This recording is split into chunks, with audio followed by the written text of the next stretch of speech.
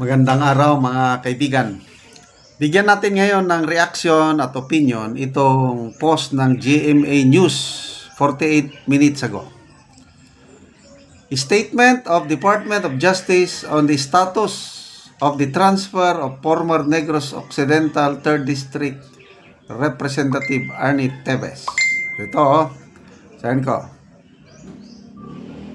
Kagawaran ng Katarungan, Manila, for immediate release, May 28, 2025. Press release. Press statement on the status of the transfer of Arnolfo Arnie Teves Jr.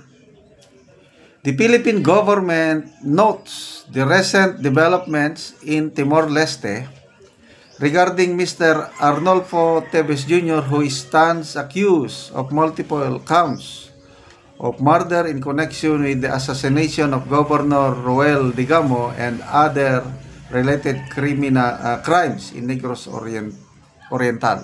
Okay, sa mga hindi nakasunod sa aking previous vlog, inaresto si ex-congressman Arnie Teves sa kanyang tahanan sa Timor-Leste kagabi. So ngayon, nasa detention siya sa immigration building sa Timor-Leste. Dito na ngayon, inaasahan na baka ililipad pabalik sa Pilipinas itong ex-congressman na ito. Kaya ito, nagbigay ng statement ang DOJ.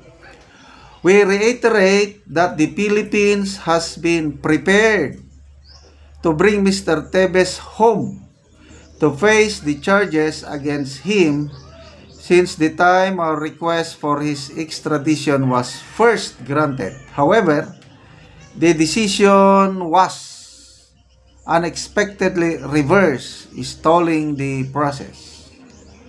While we welcome the recent pronouncements from Timor-Leste indicating a renewed position that Mr. Teves should not remain in their territory, we await their action, whether he would simply be deported for being an undocumented foreigner or extradited forthwith pursuant to our pending application.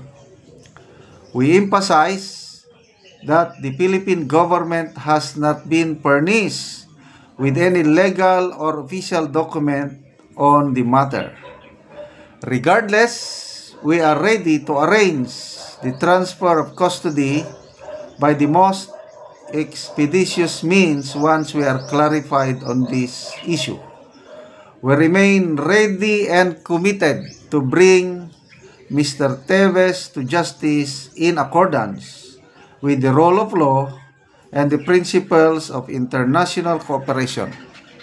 We continue to work closely with the appropriate authorities in Timor-Leste and stand by the act the moment a formal process is initiated.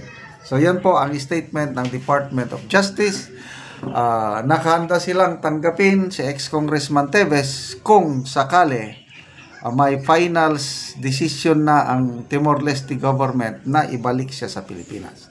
Okay, nagpahayag yung anak ni ex-congressman Teves kanina na may napanood akong video. Mas mabuti iparinig ko na lang sa inyo na yung tatay niya was kidnapped, kaya illegally detained sa Timor-Leste.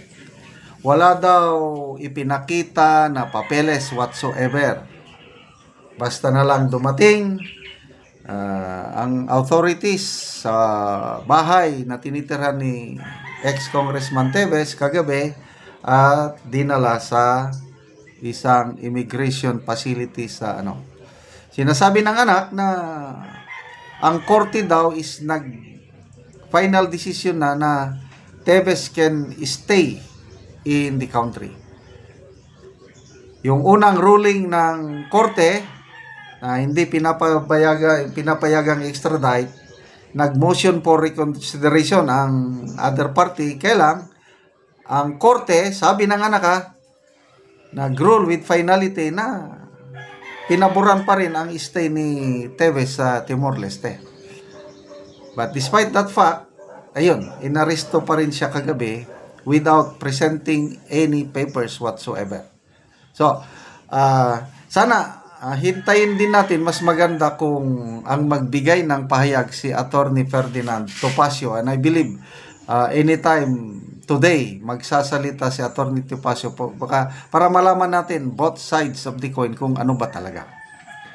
So, sa statement ng DOJ, nakikita ko may dalawang anggulo eh. Una, may request ang Philippine government na extradite. Kailang hindi pumayag ang korte. Kaya doon pa rin si Mr. Teves. Kailang na-cancel ang kanyang passport. So, undocumented alien. So, sa nakikita ko, itong ginawa ng Timor-Leste Authorities Immigration, baka inaresto nila dahil nga undocumented alien siya doon at i-deport siya dito dahil sa wala siyang papeles. Walang kinalaman yung extradition. So, yun ang nakikita ko na senaryo dito sa nangyari kay ex-Congressman Teves. Ito naman may nabasa kong post ni Professor Malutikia na bakit pinag-iinitan nila what is so important with Arnie Teves na maglunsad ng ganito, parang offensive ang Philippine government. Ang sagot naman doon is yung mga nabasa kong comments, baka test case ito para kay Attorney Harry Roque. So kung magtagumpay sila dito kay Arnie Teves na pabalikin, baka yun na ang isusunod nila si Attorney Harry Roque na nandun sa Netherlands. So kung opinion ko is hindi magtatagal, anytime, baka pinaka-latest bukas nandito na si Mr. Arnie Teves. Kasi nga malaking bagay, ito opinion ko lang malaking bagay yung application ng Timor-Leste sa ASEAN. I think this year, October 2025, ang final decision. Isang country lang, isang member state ng ASEAN na mag-object. Example, Philippines, mag-object. Wala na. Hindi matuloy ang ASEAN membership ng Timor-Leste. Kaya baka ito yung ginamit na compromise. Okay. Salamat mga kaibigan sa inyong pagsubaybay sa ating channel. Nakakatulong kayo ng malaki sa tribong Talandig ng Bukidnon. Ang ating sweldo sa channel na ito is pantulong natin sa tribo. Namimigay tayo ngayon ng libreng yero at pako para ang mga kawawang tribo makapagpatayo ng sariling bahay o ma-repair nila ang sira-sira nilang bahay. Panoorin nyo ang video na ito. Muna ni ang yero nga ipanghatag sa mga tao. So, muna ni sila ang tagaan. Una ni sila.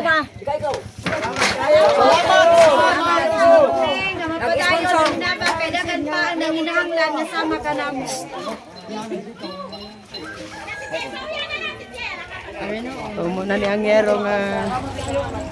Dako namong pasalamat kay magkatop na migpag-o. Dili na mituruan og ulan. Ang mga daan makaano kayo sa nag-sponsor ani. Kay nakabalay na gid mi. Dako namong pasalamat sa Ginoo. Og sa nag-sponsor ani nga sen. Og sa nagdumala. Daghang salamat. Kayo. Salamat sa pagkatag og sen. Salamat kayo. Sa Ginoo, daghang salamat. Salamat kayo sen. Dili na niyo ulanan kinanay ba nyo? Salamat kayo. Salamat. Salamat kayo. Salamat sa nag-sponsor ani. Salamat.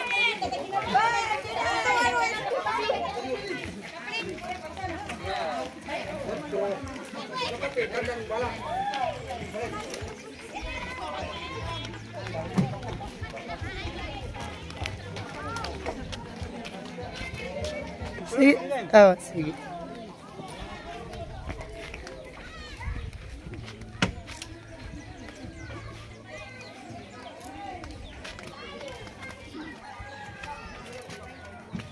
Salamat sa Ginoo kay nagkatop gid mig bag-os nga sen. Sa naghatag og sa kuan ubad ka na mo dire. Sukad pa sa una wa ko'y balay karon pagyud ko nakagbalay nga naay sin panalangin sa Ginoo. Okay, Col. Salamat, Col.